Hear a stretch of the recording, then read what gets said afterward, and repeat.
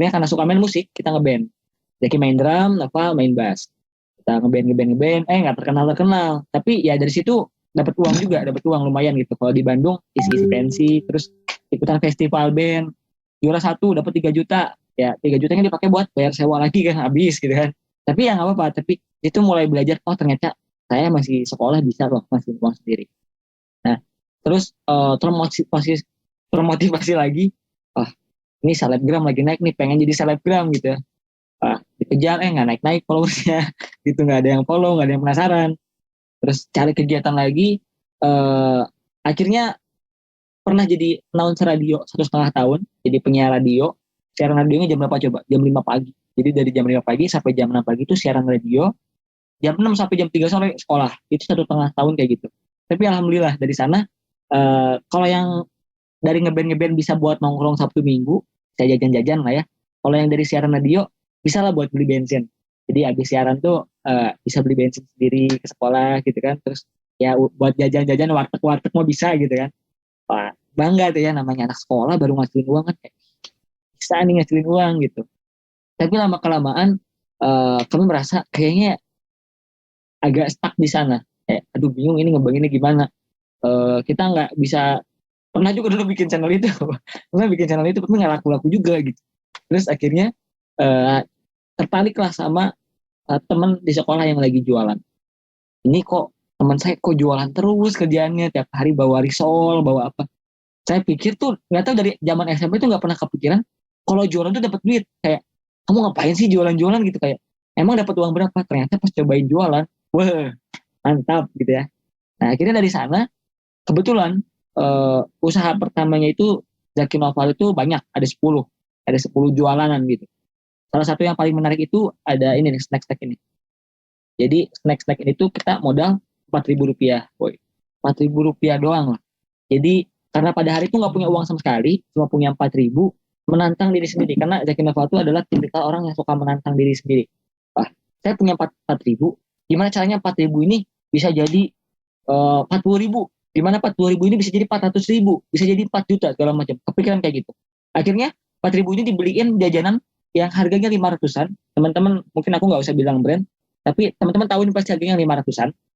Zaki beli di warung, dibawa ke kelas. Kenapa dibawa ke kelas? Karena banyak teman-teman yang suka malas ke kantin. Ya kan, nitip. Wah, peluang nih kan gitu. Akhirnya beli 8 biji snack-snack yang asin-asin. Pas teman-teman lagi lagi jam kos. Gak ada guru. Wah, kesempatan nih ya. Teman-teman lagi takut ke kantin, takut ke game sama guru olahraga kan. Di keluarnya ada yang mau beli nggak? Terus tiba-tiba teman-teman ada yang beli. Dari yang harganya 2.000 dapat 4, Zaki beli di warung. Zaki jual di kelas sama Noval 2.000 dapat 3. Berarti untungnya waktu itu hari pertama cuma 1.500. Tapi dari sana itu tuh ada kayak sebuah kebanggaan yang, wih, saya bisa ngasilin 1.500 gitu kan. Besoknya beli lagi 11 biji, 11 dijual 2.000 dapat 3. Sampai singkat cerita, dari yang awalnya satu hari saya modalin 4.000, satu hari itu modalnya 500.000. Jadi ke sekolah, ketika teman-teman di kelas tuh bawa buku numpuk-numpuk, jadi juga bawa buku sih, cuman bawa buku satu doang gitu. Bawa satu doang, selipin, isinya di tas tuh snack-snack bal-balan gitu, bal-balan, terus di tangan tuh bawa karungan, jadi bawa 2 karung. Ke sekolah bawa 2 karung, Noval juga kebayang. Zaki. Lu Noval juga sama, kita ngelakuin hal yang sama, bareng-bareng. Pulang-pulang, wih 400.000 nih gitu kan, lumayan. Sehari, kadang 500.000, kadang 700.000 gitu. Dari snack-snack ini doang. Dan ada lagi dari sana, akhirnya karena senang jualan, sempat juga bikin jasa print online, print tugas. Jadi di sekolah kita di SMA 10 Bandung, fotokopian tuh nggak ada di sekolah, adanya keluar sekolah jauh.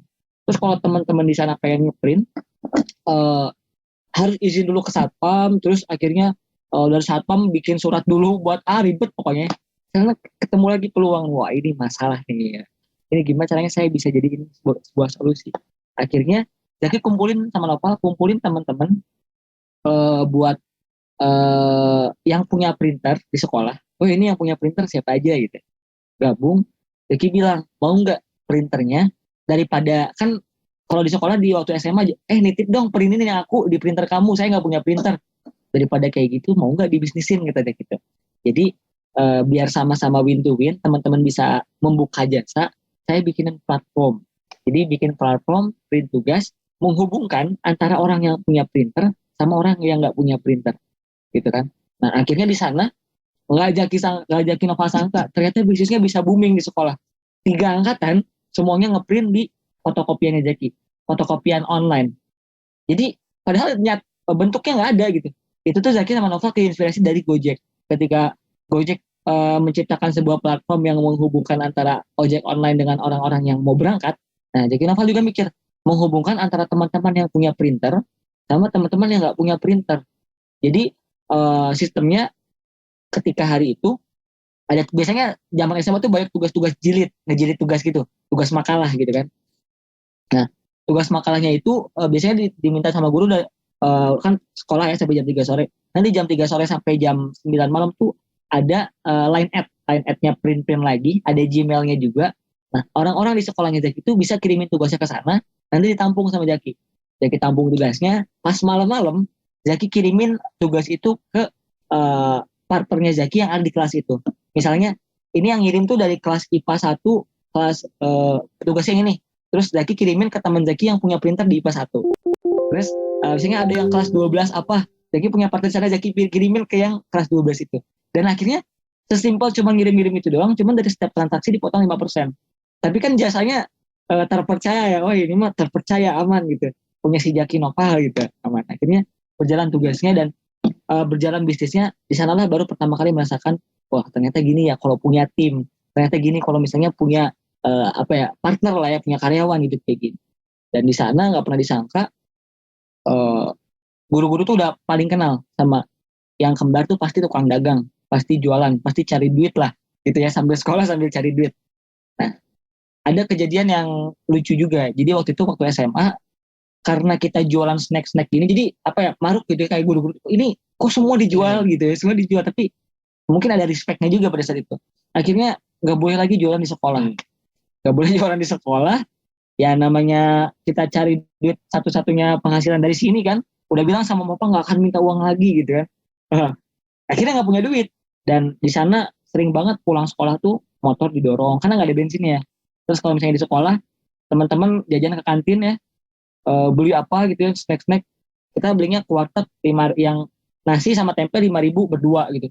Sedih banget ya jangan SMA kayak gitu, tapi itu kami kami lewati. Dan alhamdulillah mungkin ini ada satu uh, keajaiban gitu, tiba-tiba ada guru matematika yang samperin kita berdua pas lagi fase itu. Ini Jaki Noval, bu ada lomba bisnis, ibu teh lihat dulu kamu suka jualan ya, ini kamu daftar deh, coba kamu ikutan. Nah, kebetulan yang nawarinnya bukan guru sekolah sih, guru bimbel di tempat bimbelnya Jaki Noval. Nah, akhirnya dari sana kita ikutan. Karena sekolah nggak ngizinin jualan, pada saat itu terpaksa. Jadi ikut lomba atas nama sekolah, nggak boleh ditiru ya. Tapi tanda tangan kepala sekolahnya pakai tanda tangan sendiri. Pada itu salah sih, itu salah. Cuman karena pada situ nggak diizinin, ya mau gimana lagi. Sayang banget ada lomba nih. Ada lomba, hadiahnya juga gede. Kita ikutan. Yes, kita ikutan. Gak pernah disangka padahal pada situ zaman SMA ya, sayangannya dari Jakarta dari mana. Tiba-tiba dapat juara. Dapat juara 3 tingkat nasional. Alhamdulillah dari situ tuh Cameron nih dapat medali gitu kan sama Noval, kita ke depan. Tiba-tiba besoknya hari Senin pengumuman kita ke sekolah, kita bawa piala, guru-guru kaget. Wah, ini si ini kenapa bisa dapat piala apaan? Ternyata lomba bisnis plan tingkat nasional. Dari sana guru kesiswaan, wali kelas, bapak kepala sekolah tuh pada ngelirik, dipanggil ke BK. Dikira dipanggil ke BK gara-gara gondrong ya, suka dirajia gitu. Ternyata enggak, buat ngobrolin ini. Ini kok pertama kali nih sekolah kita dapat juara lomba bisnis gitu kan. Padahal pada saat itu yang ngasal aja, kita waktu lomba bisnis ngalir aja karena emang suka ngomong kan. Wah, jadi paling pede pada saat itu, akhirnya menang. Dan dari sana setiap ada seminar bisnis, setiap ada lomba bisnis, dibolehin buat dispen. Sampai kelas 3 SMA-nya, sampai mau UTBK-nya, sampai mau UN-nya dibolehin. Dari sana malah disupport, malah jadi nggak apa-apa kalau jualan di sekolah. Akhirnya kita jualan lagi di sekolah tuh, bisa dibilang mungkin pada saat itu tuh kita totalitas 80% tuh buat kita belajar bisnis. 20%-nya kita belajar sekolah, tapi kan karena udah 3 tahun ya, 2 tahun kemarinnya kita udah belajar sekolah juga dengan baik, amin gitu ya. Nah dari zaman itu tuh kita benar-benar kayak belajar gimana caranya kita jualan, gimana caranya kita, ya sederhana sih sebenarnya basic. Terus kalau nonton seminar nggak ngerti juga ngomong apa gitu, tapi dalam hati saya pasti bisa kayak dia, saya pasti bisa jadi pembicara gitu, dalam hatinya kayak gitu. Dan alhamdulillah dapet kesempatan di sini, terima kasih. Nah akhirnya terjadi pandemi, pas terjadi pandemi kita berpikir buat bikin brand, kita coba jualan di rumah. Awalnya tidak menerapkan ilmu-ilmu yang kita dapetin, akhirnya nggak laku, nggak ada yang beli. Kita bikin di rumah, rumahnya alhamdulillah masuk ke gang, jadi orang susah buat nyarinya. Terus yang kedua di masa pandemi, boro-boro ada yang lewat gitu, kita bikin banner juga percuma bersedih. Jadi kita mikir gimana caranya supaya kita bisa dikenal banyak orang. Kita lihat waktu itu videonya Steve Jobs, waktu zaman zamannya dia bikin Apple, dia di garasi gitu. Wah, kita bisa nih kalau nanti suatu saat sukses, kita bilang ada di gang. Tapi gimana caranya kita bisa menyampaikan banyak orang kalau kita jualan burger di gang gitu, jualan burger di rumah. Sedangkan yang jualan burger itu udah banyak. Akhirnya dari sana kita coba buat manfaatin, kita transformasikan dari yang konvensional ini menjadi yang ada di sebelah kanan. Kita manfaatin sosial media, financial teknologi, terus transaksi online, dan sedikit demi sedikit, basic sebenarnya kita nggak langsung yang kayak gimana banget. Sosial media pun kita cuma upload story di awalnya, terus financial teknologi, pembayaran, lewat GoPay, ya siap, cuma gitu-gitu doang. Basic, cuman sekarang udah ditingkatin dikit-dikit, alhamdulillah. Dan tidak pernah disangka dari proses itu, alhamdulillah kami bisa bisa lebih baik dari sebelumnya. Kemarin pas mama ke warung, kan jarang ke warung ya, tiba-tiba mampir ke warung, ibu apa kabar? Itu anaknya yang ada di berita ya, Cang. Itu yang bikin saya bangga waktu itu, waktu mama saya bilang, alhamdulillah, dari yang awalnya sederhana gitu, dari yang awalnya basic, kita jualan di rumah nggak ada yang beli, terus kita manfaatin, dan alhamdulillah bisa dikenal oleh lingkungan-lingkungan sekitar, dan alhamdulillah bisa masuk media yang nggak pernah kita sangka sebelumnya dari yang di rumah. Dan di sini kami berdua bakal bagiin tips yang sederhana, yang basic, tapi bisa teman-teman secara maksimal. Semoga bermanfaat. Oke, terkait dengan penjelasannya Zaki yang tadi lumayan panjang banget, ternyata udah 15 menit, dan ternyata tadi kita dapat briefing sampai 10.45 gitu, jadi kita percepat aja ya. Oke, terkait dengan penjelasan Zaki, mulai dari gimana sih tadi ya transformasi antara kita jualan di rumah sampai akhirnya kita manfaatin sosial media, financial teknologi. Sebenarnya kalau bicara basic, tujuan kita tuh apa sih memanfaatkan hal itu ya buat jualan. Sebenarnya kalau misalnya kita mau bicara singkat, tujuan kita adalah untuk mendapatkan pelanggan, ya enggak sih? Karena kalau mau bicara mulai bisnis pada saat pandemi, sebelum pandemi, ya gimana caranya kita dapat pelanggan, intinya kayak gitu. Pertanyaannya gimana cara kita dapat pelanggan? Nah, untuk kita berdua sendiri, kita membagikan ke dalam 3 poin penting. Yang pertama, kita semua harus punya produk. Gitu. Teman-teman di sini tadi udah banyak banget kan, ada yang jual fashion, ada yang jual F&B, pokoknya banyak banget. Nah intinya teman-teman harus punya produk. Kalau teman-teman di sini nggak punya produk, jadi gitu teman-teman bisa manfaatin skillnya teman-teman gitu. Dan itu jasa atau apapun. Misalnya teman-teman di sini ada yang dari fakultas kesehatan, teman-teman pasti kan pinter yang namanya biologi, bisa manfaatin skillnya gitu buat ngajar anak SMP, anak SMA, karena itu kan bagian dari bisnis juga. Entah mungkin setelah kita ngajar, tahun depannya kita berhasil mengumpulkan orang-orang jadi guru, terus akhirnya kita bikin platform jadi aplikasi, kan kita nggak ada yang tahu karena semua itu berawal dari yang kecil. Intinya kita harus punya produk. Nah kalau kita udah punya produk, alangkah baiknya punya pelayanan juga. Pelayanan yang seperti apa? Kalau teman-teman di sini jualan makanan, bisa membuat pelayanan yang bagus gitu, yang bersih. Atau kalau jualan baju yang fast respon kalau di online dan lain sebagainya. Dengan apa? Dipermudahnya pelayanan tersebut dengan sistem yang ada. Seperti yang tadi Zaki bilang, financial teknologi itu adalah sistemnya gitu. Sosial media, sistem buat promosi. Nah itu harus kita manfaatin. Karena kalau bicara pandemi, saat ada pandemi sama sebelum ada pandemi, banyak banget perbedaannya. Kalau zaman dulu, kita mau lihat restoran, kita pasti kadang-kadang lihat dulu ke kiri, ke kanan. Oh ini restorannya, tokonya kayak gini. Oh ada bannernya, ada diskon. Kalau sekarang orang-orang cenderung lebih melihat ke handphone gitu. Entah itu promo di GoFood, promo di GrabFood, atau lihat di banner Instagram, di TikTok, itu yang sekarang lagi banget. Makanya kenapa nggak kita mempermudah cara kerja bisnis kita dengan adanya sistem yang ada di sekarang. Itu sih yang paling kunci dari kita berdua, terlebih pada saat pandemi. Karena seperti yang tadi Zaki ceritain juga, waktu kita mulai bisnis di SMA, kita kan nggak pakai sistem, kita nggak pakai teknologi, ya udah jualan aja, meskipun profitnya gede juga, lumayan gitu, sehari bisa ngomongin 500.000 dari jualan gitu doang, itu kan gede juga ya, tapi kita nggak pakai sistem. Nah sekarang karena udah kuliah dan masa pandemi juga, kita harus pikir gimana caranya mempermudah hal itu dengan adanya sistem. Nah setelah teman-teman memperhatikan 3 aspek penting ini, jangan lupa untuk mempunyai tips-tipsnya. Ini juga tips yang kita lakukan gitu ya, gimana caranya mengembangkan bisnis di usia muda, khususnya pada saat kuliah, terlebih pada saat pandemi. Yang pertama, kita selalu memanfaatkan waktu prioritas gitu. Karena kita masih kuliah ya, jadi prioritas kuliah nomor satu ya udah kita prioritasin kuliah. Teman-teman juga di sini mungkin pada sibuk-sibuk ya, bisa disesuaikan. Misalnya teman-teman di sini dari FK nih, kedokteran kan sibuk banget sama tugas kuliah, tapi mau mulai bisnis bisa disesuaikan. Oke, saya nggak akan jualan makanan karena makanan ribet, saya jadi reseller aja deh. Reseller baju itu kan salah satu yang mempermudah juga dan nggak ngebuang waktu banyak. Jadi intinya harus bisa memanfaatkan waktu prioritas. Yang kedua, bisa ngeoptimalin yang ada. Yang ketiga, mulai menerapkan branding dan memanfaatkan sosial media. Mungkin setelah ini kita bakal kupas satu-satu ya teman-teman.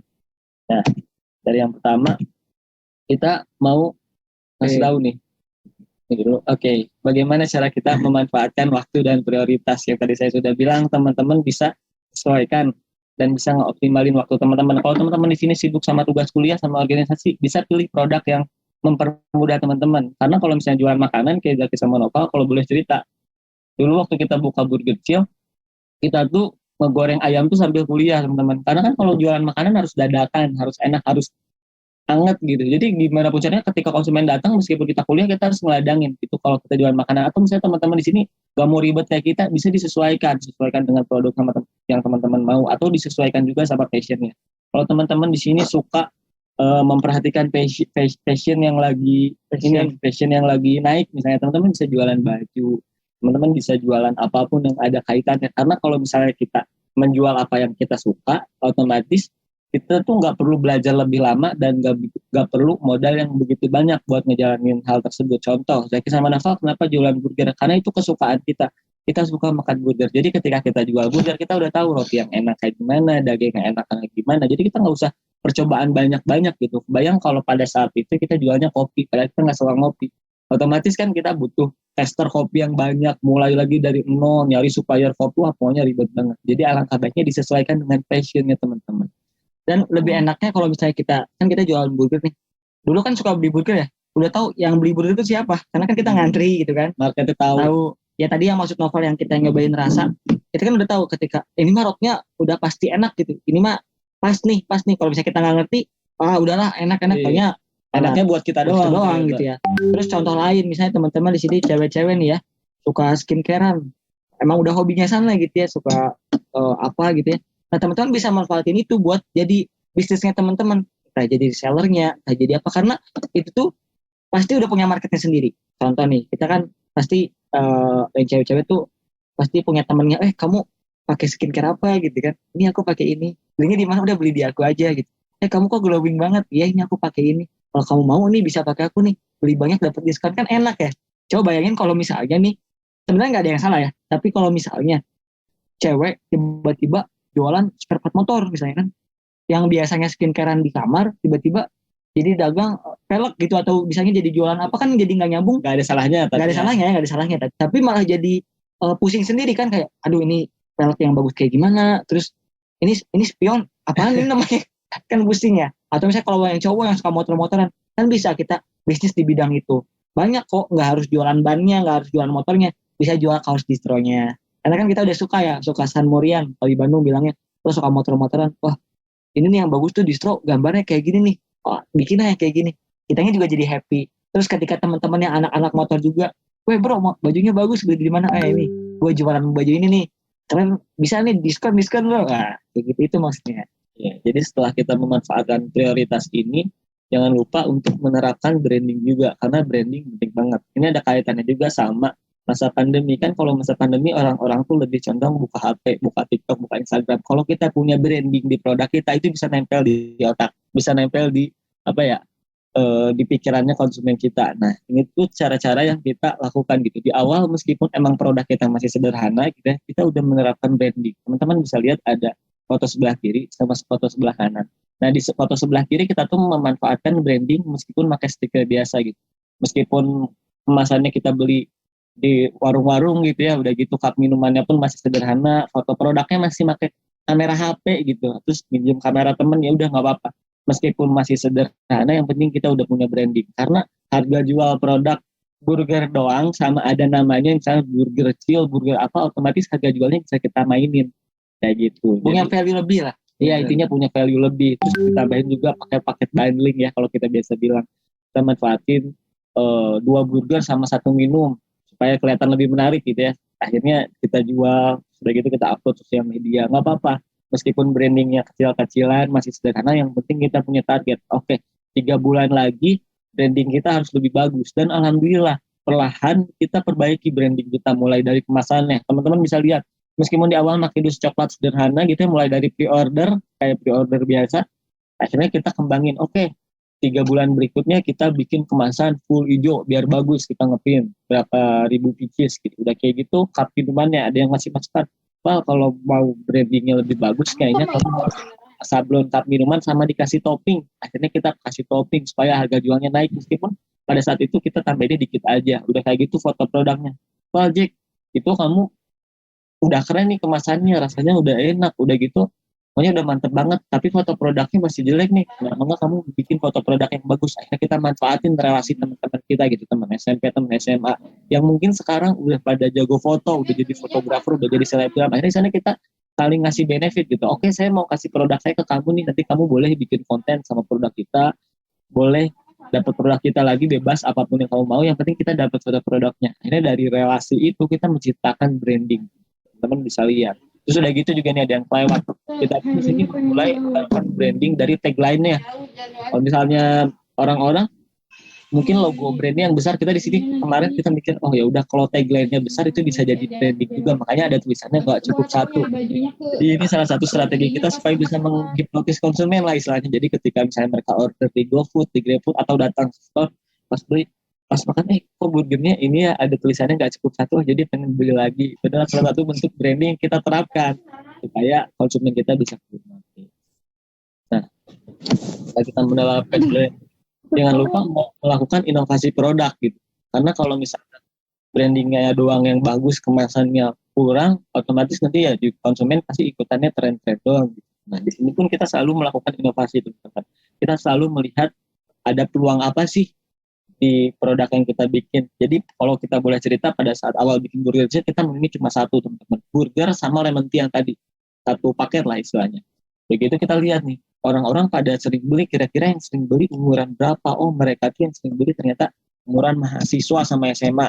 Ya udah kita lihat perilaku mereka suka yang pedas-pedas, akhirnya kita keluarin burger spicy. Kita lihat lagi, oh ternyata mereka suka ngemil yang manis-manis, karena misalnya tren waktu itu bittersweet lagi naik-naiknya, akhirnya kita ngeluarin burger manis. Tujuannya buat apa? Buat mancing mereka semua. Sudah kayak gitu kita buka store di sebelah bimbel. Kita lihat, oke, anak-anak bimbel kayaknya mereka cuacana panas suka es krim, ya udah kenapa kita keluarin es krim supaya bisa menyesuaikan dan mengikuti peluang yang ada. Jadi misalnya kita nggak jualan burger doang, kita jualan es krim, kita jualan minum yang lain dan lain sebagainya gitu. Terus jangan lupa juga kemasannya harus ditambah upgrade juga, jadi lebih menarik. Karena kalau kita punya kemasan yang menarik, otomatis bisa jadi marketing gratis juga. Marketing gratis yang kayak gimana? Contoh misalnya kita jualan makanan nih, jualan makanan di GoFood, terus pas jualan, pas nyampe misalnya ke konsumen kemasannya mika-mikaan doang, ya otomatis konsumen ya udah cuma makan doang gitu. Tapi kalau kita punya kemasan yang bagus, yang menarik, apalagi yang dia banget gitu ya, dia pasti pengen nge-snapgram, pengen nge-story WA. Nah itu tuh bisa kesebar kan ke orang-orang dan bisa jadi gumpalan bola salju gitu. Jadi konsumen kita lewat apa? Lewat story Instagram konsumen kita. Jadi makanya kenapa kemasan itu sangat penting dan sangat harus kalau bagi kita berdua kayak gitu. Jadi yang sebisa mungkin jangan mentok kalau dari Jack Inovasi gitu. Kita jualan burger, ya oke, main produknya di burger, tapi kita harus inovasi yang lain. Makanya kita pun insya Allah 2022 bakal ngeluarin merchandise baju juga, terus ngeluarin es krim. Ya pada akhirnya es krimnya ada burgernya juga dalamnya gitu. Jadi harus berkembang. Kita bikin brand fashion baju, nanti kita keluarin maskernya, keluarin kerudungnya, keluarin celananya, atau nanti kolaborasi sama makanan, bikin baju warna hijau, kolaborasi sama burger kecil ya. Iya, bisa. Oke. Nah setelah teman-teman udah memperhatikan produknya, alangkah baiknya juga memanfaatkan sosial media, karena ini yang paling penting. Kalau nggak kerasa ternyata waktunya bentar lagi ya, jadi aku bahasnya agak singkat.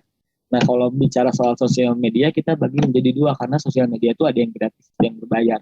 Kalau teman-teman mau berbayar, udah punya uang buat budget marketing dan lain sebagainya, teman-teman bisa manfaatin ads, bisa manfaatin endorse dan lain sebagainya.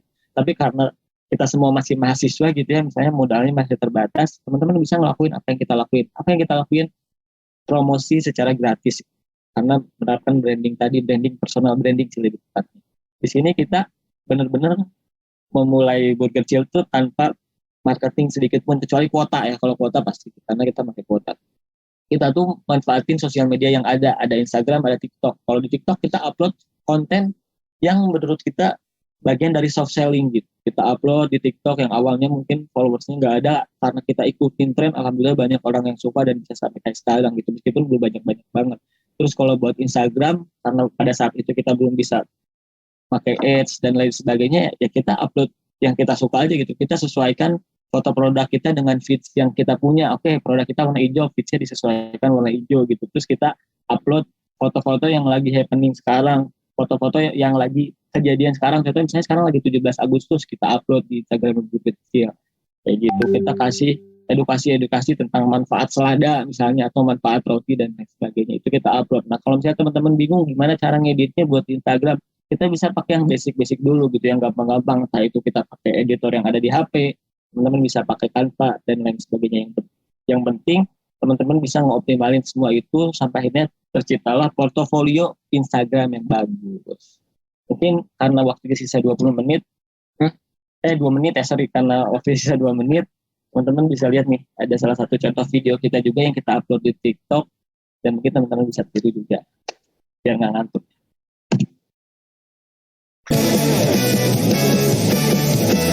Jika kau tak mau, kan ku buat kamu mau.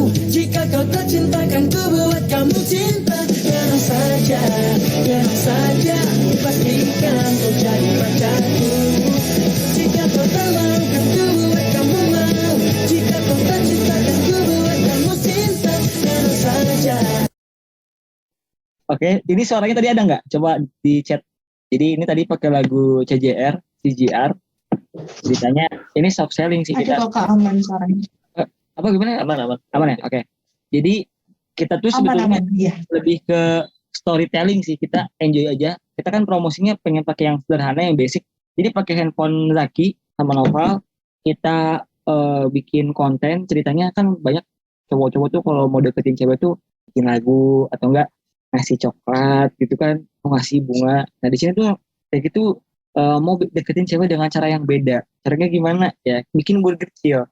Jadi di burger kecilnya kita bikin gombalan, terus dikasih apa ala gitu, bikin paket PPKM, perlu perjuangan ketika mencintaimu. Kebetulan itu lagi PPKM lagi turun banget. Nah pas bikin konten ini, dikira bakal dihujat karena kan alay ya, maksudnya jatuhnya alay juga kan. Nah tapi ternyata malah banyak respon positif. Banyak cewek-cewek yang nge-mention cowoknya buat aku pengen dong dikirimin burger kecil. Biasanya kan aku pengen dong dikirimin bunga gitu ini burger kecil. Akhirnya jadi pada saat itu alhamdulillah banyak cowok-cowok yang datang beli 2 buat ceweknya. Dari situ ceweknya suka, akhirnya beli lagi dan terus menerus. Jadi teman-teman bisa lakuin dengan kriteria kira-kira marketnya siapa nih, orang yang suka ngelihat media kita tuh siapa, kita cecar di sana, kita kencengin di sana, bisa dilakuin. Contoh ada satu video lagi, ini menarik juga sih, tapi jangan ketawa ya. Remember when Tulus said. Remember when Tulus said.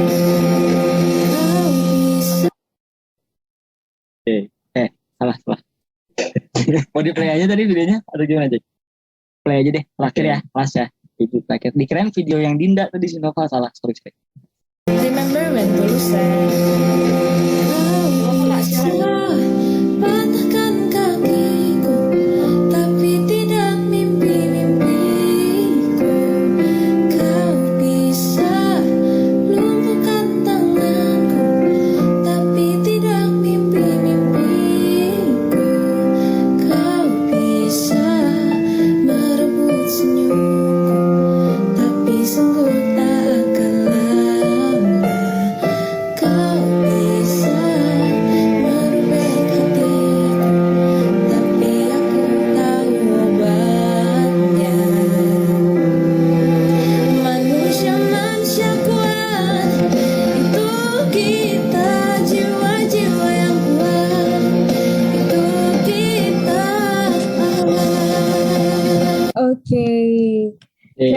sekali pemaparan materi dari Kak Zaki dan Kak Naufal. Maaf banget tadi rada nge-lag sedikit, jadi aku harus pindah ke handphone. Maaf banget ya Kak ya. Gak apa. Eish. Ya teman-teman, benar-benar instingful banget ya materi yang disampaikan dari Kak Zaki dan Kak Naufal tadi, dari gimana caranya memulai usaha dan juga perjalanan bisnis mereka. Sangat-sangat menginspirasi sekali. Oke, baiklah, setelah ini kita akan ada sesi tanya jawab. Kepada seluruh partisipan yang ingin bertanya, silahkan menuliskan pertanyaannya di kolom room chat atau langsung raise hand. Udah banyak yang masuk nih Kak, sepertinya pertanyaannya. Oke, kita dari panitia akan share screen pertanyaannya. Mungkin dari panitia bisa dibantu untuk share screen. Oke. Ini Kak, pertanyaan pertama sudah masuk dari Erikson Jakarta. Pertanyaannya, bagaimana strategi konkret untuk pelaku bisnis yang masih awam atau pemula di dunia digital agar bisa bersaing dengan orang-orang pembisnis digital yang sudah lebih dahulu paham dan istilahnya mengambil alih dalam pembisnis digital? Terima kasih. Bisa dijawab dulu Kak untuk pertanyaan pertamanya. Oke, terima kasih Kak Erikson dari Jakarta pertanyaannya. Jadi sebetulnya kalau menurut semua jawaban yang diberikan Zaki Nova itu pure pendapat kita berdua. Semua orang punya pendapat yang berbeda-beda, punya mindset yang berbeda-beda. Kalau menurut kami sendiri dari pertanyaan ini, strategi yang paling konkret untuk bisa bersaing dengan mungkin bisnis-bisnis yang sudah besar atau pemain-pemain lama, ya yang pertama kita harus bisa belajar. Harus belajar, itu mah udah pasti. Dan belajar sekarang bukan hanya mentok di buku doang kalau kata Jaki. Belajar tuh kita bisa belajar di media yang besar, kita bisa belajar di TikTok, kita bisa belajar di YouTube, kita bisa belajar di Instagram. Karena justru ketika kita pengen bisa dikenal di media sosial, ya kita harus main media sosial. Simpel, ketika kita pengen terkenal misalnya dikenal di Instagram, online shop kita pengen dikenal Instagram, ya berarti kita harus main Instagram. Kita harus nontonin Instagram, kita harus scrolling Instagram, kita harus nonton TikTok, scrolling, itu pun menurut Zaki itu adalah belajar. Jadi intinya gak ada kata henti untuk belajar, dan belajar tuh general, luas, gak harus di buku, gak hanya di buku gitu. Kita belajar. Yang kedua, kita harus bisa beradaptasi dengan kenaikan zaman yang terus menerus berubah yang tidak pernah kita duga gitu. Dari dulu yang kita zaman SD mungkin kita cuman main Facebook, terus main pakai BlackBerry, mungkin yang pada punya BlackBerry. Terus nextnya kita masuk juga waktu itu lagi hype-nya di Line, apa sih? Line, Iya, di timeline ya. Timeline tuh lagi naik-naiknya, kita zaman-zamannya timeline. Zaman dulu yang udah main timeline udah jualan di sana gitu. Nah, terus sekarang udah masuk ke mulai ke Instagram, kemarin udah mulai ke TikTok, ada TikTok Shop, ada apa. Nah, kita harus bisa beradaptasi di sana. Kenapa? Karena bisnis besar pun baru mulai gitu. Maksudnya bisnis besar tuh baru ada TikTok Shop tuh sekarang gitu. Nggak 20 tahun yang lalu, baru sekarang juga gitu. Jadi kita punya start yang sama. Nah, gimana startnya biar bisa bareng ya? Kita belajar. Belajarnya gimana? Ya, scroll TikTok pun itu belajar kalau menurut saya. Ikutin tren itu belajar juga. Jadi jangan pernah berhenti untuk belajar dan berpikir gitu. Ini gimana ya biar saya bisa kayak dia, biar saya bisa orderan saya bisa masuk juga. Itu kalau menurut Zaki Noval, strategi yang paling konkret adalah itu. Aku bisa menjawab. Oke, terima kasih Kak Zaki dan Kak Naufal. Mungkin sudah menjawab ya dari Kak Erikson. Semoga bisa menjawab dengan puas. Mungkin bisa di next pertanyaan selanjutnya dari panitia. Oke, ini dari Kak Robert Tangdilian. Oke, pertanyaannya, apakah ada tips dari Kak Naufal dan Kak Zaki agar anak muda di Indonesia menjadi suatu generasi perubahan, yaitu dengan cara membangun suatu usaha yang mereka ingini dan tidak pernah malu akan usaha yang dijalankan? Oke, mungkin dari Kak Zaki dan Kak Naufal bisa bantu menjawab. Oke, terima kasih banyak pertanyaannya Kak Robert Tangdilian, keren banget. Dan ini adalah salah satu yang relate juga sama kita berdua, karena pada saat awal kita jualan pasti ada rasa malu. Itu sebenarnya nggak bisa di ini juga ya, karena kalau malu ya wajar aja kalau menurut saya. Nah, gimana caranya supaya kita nggak malu? Yang pertama, kalau dari kita pribadi, kita tuh harus bikin produk yang kita banget supaya kita pede gitu. Ya contohnya tadi burger, kenapa kita jual burger kecil? Kenapa kita jual burger? Karena kita suka burger. Karena itu produk yang kita banget. Kita udah tahu burger yang enak tuh kayak gini, ya udah kita beranikan diri buat jual burger. Nah, yang pertama itu kita bikin produk yang kita banget. Yang kedua kita harus bisa terus mengupgrade produk kita. Karena kita malu buat jualan tuh kadang-kadang bukan 100% karena kita gengsi, karena kita malu dan sebagainya gitu. Takut diejek. Bukan 100% karena itu kalau kata saya. Tapi karena produk kita belum matang. Benar nggak sih? Karena kalau kita jualan produk misalnya rasanya masih belum enak, pasti malu kejualan. Atau harganya masih kemahalan, pasti malu. Iya kan? Karena kalau kita jual produk rasanya masih belum matang, pasti kita malu. Nah, gimana caranya supaya kita malu? Produknya dimatengin dulu, kemasannya dibagusin dulu, harganya dicocokin dulu. Kalau misalnya produknya udah matang nih, dari rasa udah enak, kemasannya udah menarik, udah kayak gitu, harga jualnya nggak terlalu mahal, nggak terlalu murah, udah disesuaikan, otomatis kita bakal pede. Karena malu enggaknya diri kita itu gimana produk kita. Produk kita itu kan kayak muka kita lagi, kayak muka kedua gitu. Produk yang kita jual tuh melambangkan gimana diri kita. Kalau produknya bagus, produknya keren, otomatis kita nggak akan pernah malu buat ngejual produk tersebut. Aku nambahin sedikit. Jadi maksudnya bagus itu bukan berarti kita harus benar-benar perfect gitu. Kita bikin sepatu harus kayak Nike misalnya atau kayak Adidas. Nggak ya kalau bisa sih ya, cuma kan emang kita harus sadar diri juga modalnya nggak besar. Maksudnya tuh lebih ke versi terbaik kita di sekarang gitu. Karena versi terbaik kita nanti tuh pasti jauh lebih keren gitu. Setidaknya versi terbaik kita sekarang, kalau dari tahun yang lalu, versi terbaiknya saya jualan burger, saya jualan di box coklat, dikasih stiker, itu versi terbaiknya. Dan versi terbaik sekarang ya, saya harus bikin cetakan yang lebih bagus. Versi terbaik kita berdua nanti mungkin beda lagi, lebih keren lagi, lebih ini lagi. Jadi jangan sampai, ada saya belum keren-keren, ininya nggak mau mulai-mulai. Nah, kayak gitu. Versi terbaiknya kita sekarang, detik ini juga. Atau yang selama ke belakang, ini yang paling bagus nih, paling maksimal gitu. Maksimalnya orang-orang, maksimalnya bisnis kan beda-beda ya. Ada yang dari nol banget, ada yang memang udah modalnya puluhan juta, ratusan juta, akhirnya jadi benar-benar perfect, beda-beda, macam-macam, sesuai dengan apa yang kita punya, apa yang kita manfaatin. Gitu. Semoga bisa menjawab. Oke, terima kasih Kak. Next ke pertanyaan selanjutnya. Pertanyaan selanjutnya dari Kak Ilham dari IN Ponorogo. Pertanyaannya, bagaimana manajemen strategi mengenali minat konsumen terhadap produk agar bisnis kita tetap terus mendulang omset? Bukan hanya sekedar bisnis jualan, 1 bulan ambyar buyar, apa yang harus kita lakukan untuk mengoptimalkannya? Lalu bagaimana implementasi dari pengembangan usaha di era digital pasca pandemi seperti ini? Dan kira-kira bisnis apa yang sekiranya efektif sesuai permintaan pasar dan konsumen di era saat ini? Terima kasih. Oke, terima kasih banyak pertanyaannya Kak Ilham dari IAIN Ponorogo. Keren banget pertanyaannya. Gimana sih caranya supaya mengenali minat konsumen? Ini adalah salah satu juga yang relate sama kita berdua. Nah, gimana sih kalau kita berdua tuh selalu riset, teman-teman. Kita selalu terjun ke lapang.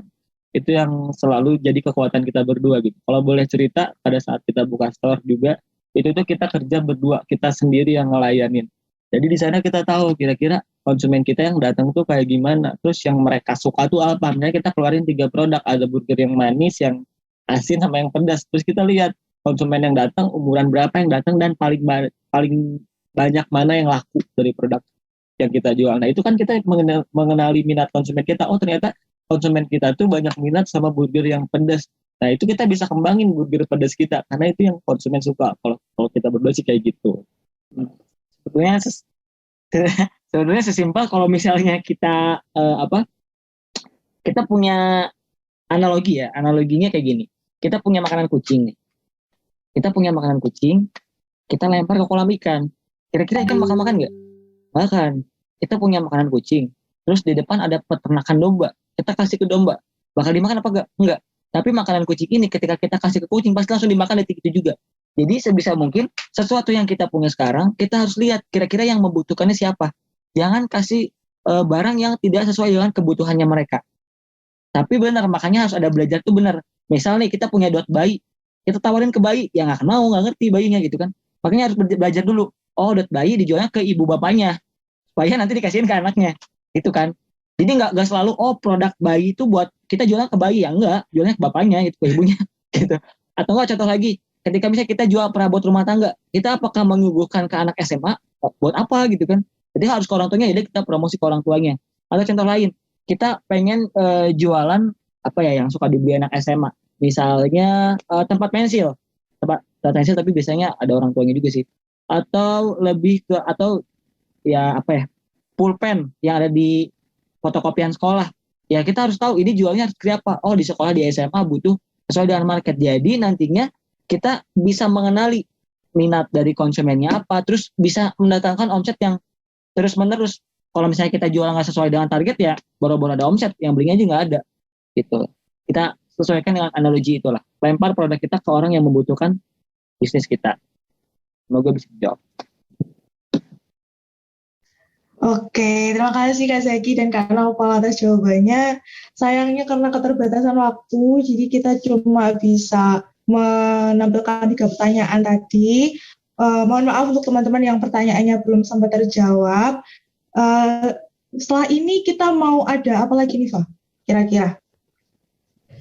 Iya, setelah ini kita akan ada presentasi ide Iwan, yang mana ide bisnis Canvas ini adalah karya dari teman-teman kita FKM UNER dan juga karya dari teman-teman peserta di luar FKM UNER.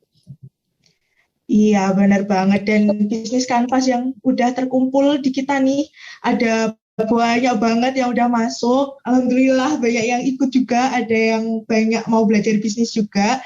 Jadi nanti akan ada beberapa yang dipilih oleh panitia. Mungkin dari panitia nanti bisa dibantu untuk share screen yang nanti langsung akan diberi feedback dan diberi masukan langsung oleh Kak Zaki dan Kak Naufal nih yang udah berpengalaman di dunia bisnis nih. Ya benar gak sih, Fa? Ya bener banget Tuan.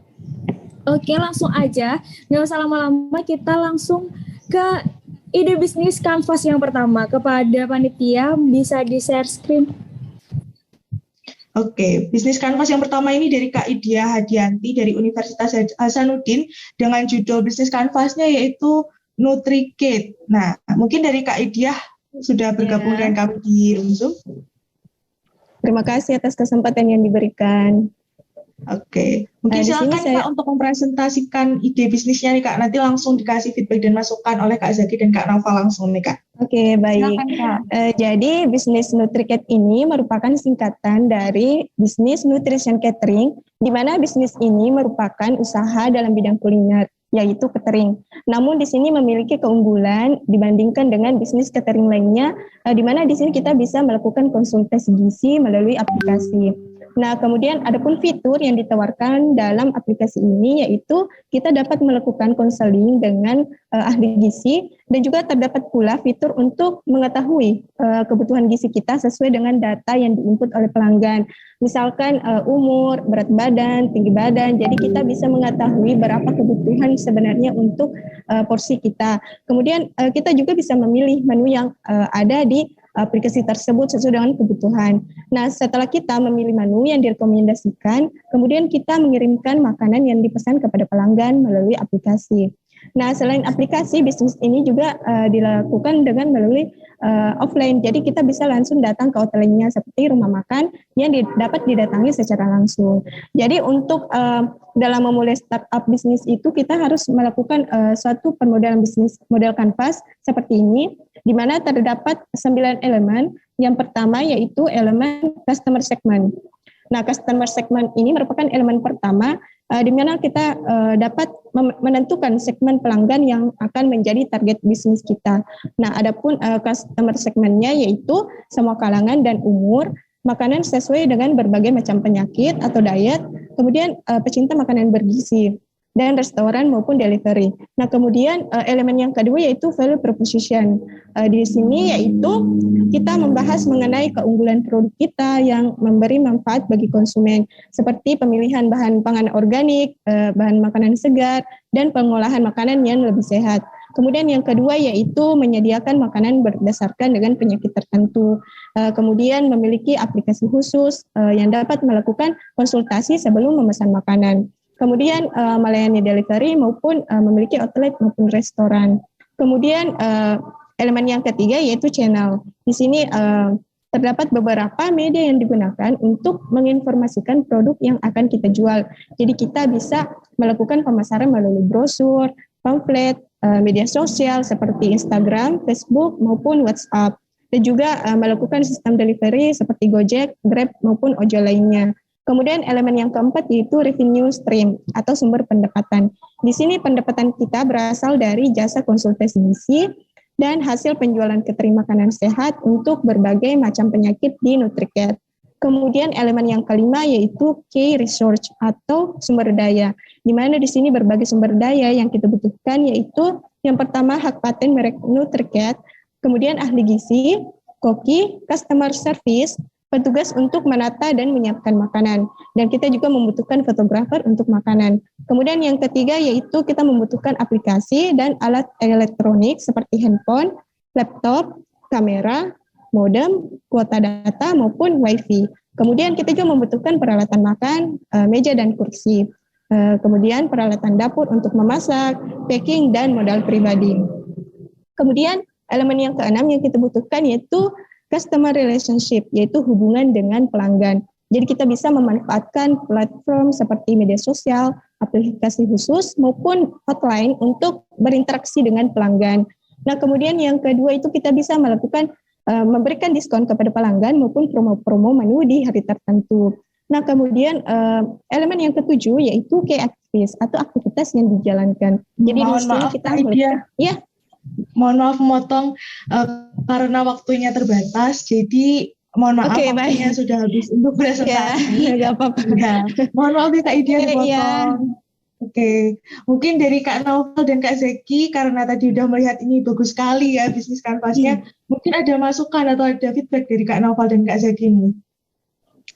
Ya, terima kasih atas kesempatannya. Mohon izin, Zeki, Naufal juga masih banyak belajar, jadi ini mah sharing-sharing ala-ala lah ya, dan bukan dosen juga gitu. Nah, tapi kalau yang Zaki lihat dari Zaki Naufal pelajari selama jualan-jualan, selama nonton di YouTube, ikut seminar, NutriKit ini tuh adalah bisnis yang future masa depan. Dan kalau menurut kami potensinya ini tuh besar banget di masa depan. Dan ini tuh emang sekarang orang juga lagi beralih ke catering-catering yang lebih sehat, lebih bergizi, atau makan makanan yang bisa memberikan positif pada tubuhnya lah ya. Nah, tapi paling kalau dari secara keseluruhan sih udah bagus, terstruktur juga. Terstruktur. Cuman ada dua yang aku garis bawain. Yang pertama, kalau misalnya kita memulai bisnis, target marketnya harus spesifik. Sebisa mungkin harus, oke, kita mau siapa gitu. Karena pada akhirnya pasti banyak nanti bisnis-bisnis lain yang buat.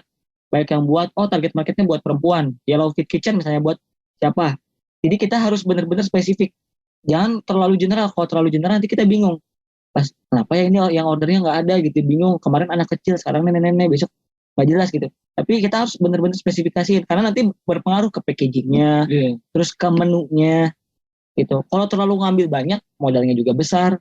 Terus pasti timnya juga jadi makin banyak dan yang di garis bawahi nanti costnya juga makin gede. Kan bisa by step dulu ya, entah mungkin awalnya catering buat diet misalnya, atau misalnya kalau nggak buat diet buat sehat atau apalah. Buat sehat untuk spesifiknya untuk cewek misalnya gitu, atau buat yang suka nge-gym misalnya gitu, biar ada ototnya supaya sehat. Jadi lebih baik dispesifikasiin dulu. Kalau menurut kami pendapat berbeda-beda ya. Yang kedua tadi, sebisa mungkin cost-nya jangan terlalu tinggi. Kita harus benar-benar bisa bukan realistis, tapi zaman sekarang tuh kita harus bisa benar-benar memanfaatkan. Makanya sekarang udah ada cloud kitchen. Ya kita bisa bedain lah. Ada Garuda, ada Gojek. Garuda punya aset yang sangat banyak dan cost yang sangat tinggi. Gojek nggak punya motor malah. Motornya punya orang-orangnya aja. Tapi ternyata valuasinya bisa lebih besar daripada Garuda. Itu sih yang semoga bisa diterima dan jawab. Terima kasih. Oke, terima kasih sarannya Kak Naufal dan Kak Zaki. Oke, terima kasih Kak Naufal, Kak Zaki. Terima kasih juga Kak Idia sudah presentasi bisnis kanvasnya tadi. Oke, karena tadi sudah dari Kak Idia, kita ada presentasi bisnis kanvas kedua. Ini ada dari FKM Unair, ada yang mengajukan. Ini nama bisnisnya adalah Atra Flash Juice Business dari kelompok 3 FKM Unair. Mungkin untuk yang mewakili dari kelompok 3 FKM, mungkin boleh langsung saja dipresentasikan. Silakan. Oke, terima kasih Mbak Wanda. Baik, terima kasih atas kesempatannya. Saya mulai saja. Assalamualaikum warahmatullahi wabarakatuh. Jadi di sini saya perwakilan dari FKM Unair akan menjelaskan hasil analisis bisnis model kanvas yang bernama Atra Flash Juice. Jadi Atra ini merupakan nama kelompok dari kami, kemudian Flassus itu merupakan salah satu bidang bisnis yang bergerak pada pemberian pelayanan jasa laundry sepatu begitu, yang berbasis aplikasi. Oke, boleh di next. Ya, boleh di next. Nah, ini untuk agendanya ada 4, tapi keterbatasan waktu, jadi langsung aja ke nomor 4, tapi saya juga akan berusaha menjelaskan satu persatu, langsung aja di next. Nah, ini untuk latar belakangnya, jadi sebelumnya, ya. Jadi latar belakangnya itu pertama adanya perkembangan teknologi ya, jadi dengan adanya perkembangan teknologi ini membuat masyarakat itu terbiasa melibatkan kecanggihan teknologi dalam kehidupan sehari-hari.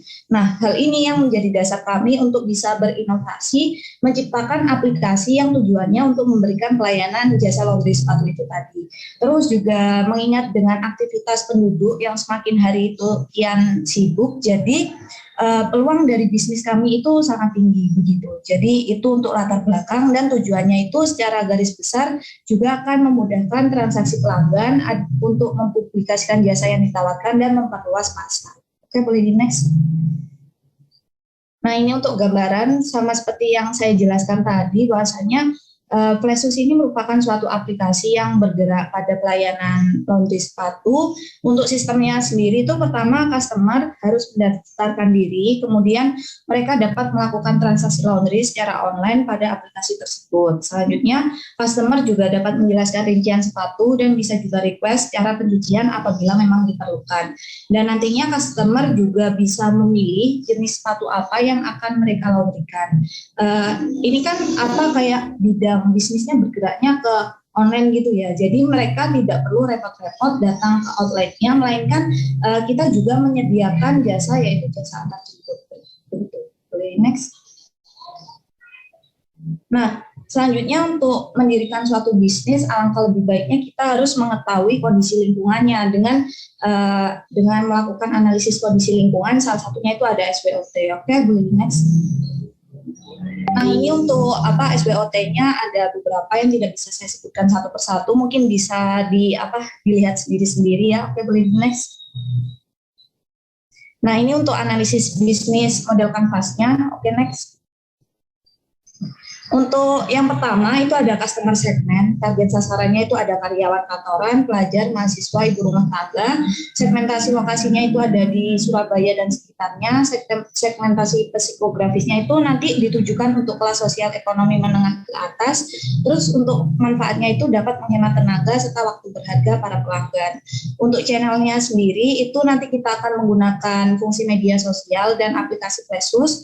Evaluasinya kita menyediakan kontak customer service dan hotline. Terus untuk broadcast-nya itu bisa diorder melalui aplikasi itu, dan after sales-nya kita memberikan garansi 1 minggu apabila ditemukan kualitas pelayanan yang tidak sesuai dengan harapan.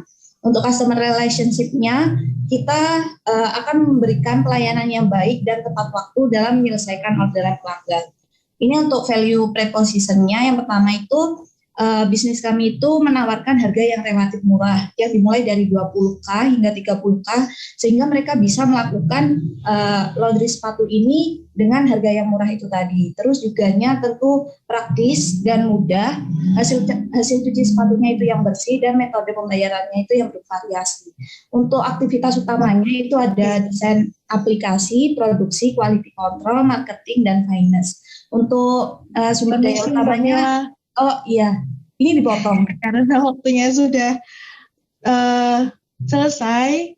Terima kasih kepada Mbak Mila sudah mempresentasikan bisnis kanvas dari kelompok 3. Keren banget. Mohon maaf harus dipotong karena waktunya sudah selesai karena terbatas juga waktunya. Mungkin bisa dari Kak Zaki dan Kak Naufal mungkin ada komentar atau masukan dan feedback untuk bisnis kanvas tadi yang sudah dipresentasikan dari Mbak Mila tadi. Silakan Kak.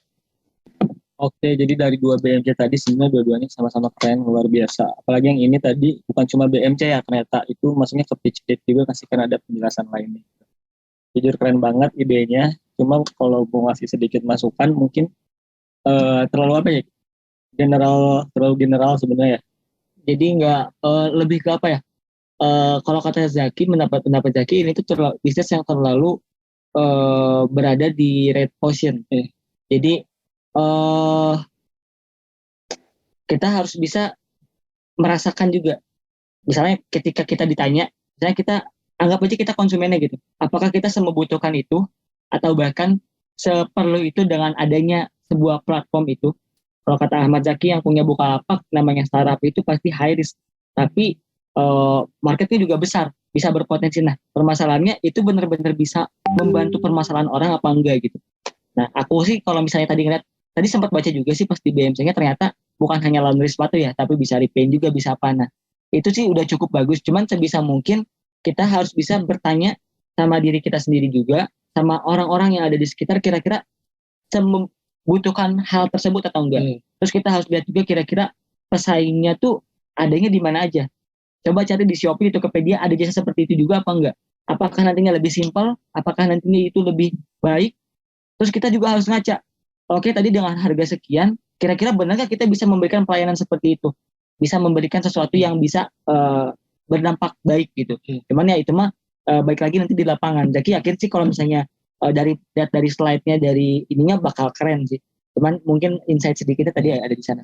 Mungkin kan karena mungkin skalanya adalah aplikasi juga ya. Mungkin kita bisa ngiblat juga sama Gojek, sama Grab. Mereka kan nggak toh ojek doang gitu. Mungkin kalau kakak misalnya laundry sepatu bisa nambahin hal-hal lain, misalnya laundrynya nggak cuma sepatu, kalau skalanya aplikasi ya. Jadi bisa nambahin pelayanan clean service misalnya, clean service. Di dalamnya ada sepatu, ada baju, ada celana, ada mobil, ada rumah. Nah, itu bakal lebih keren. Mau clean jadi kayak semuanya bisa dibersihin. Kalau buat skala aplikasi ya. Keren. Luar biasa banget.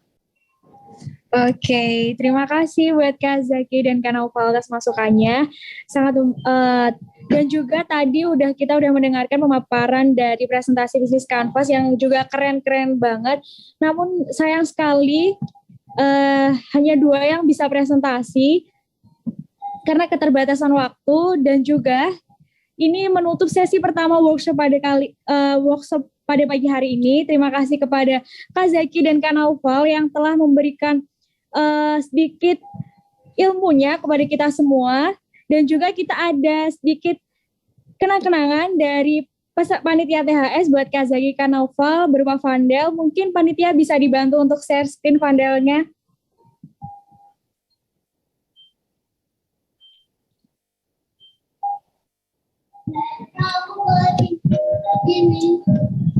Oke, ini yang pertama buat Kak Zaki dulu. Mungkin panitia bisa dibantu untuk mendokumentasikan juga. Ya, izin mendokumentasikan ya, Kak. Saya hitung 1 sampai 3, 1, 2, 3. Sudah. Oke, terima kasih. Selanjutnya mungkin vandel untuk Kak Naufal. Persilakan untuk panitia membantu dokumentasi. Saya membantu share screen dulu deh. Oke, silakan panitia dibantu share screen. Ini dia. Oke, ini sekali lagi terima kasih ya kepada Kak Zaki dan Kak Naufal. Ini untuk sertifikat vandelnya untuk Kak Naufal, mungkin bisa dibantu dokumentasi oleh panitia. Oke, saya hitung 1 sampai 3 ya, Kak. 1, 2, 3. Terima kasih.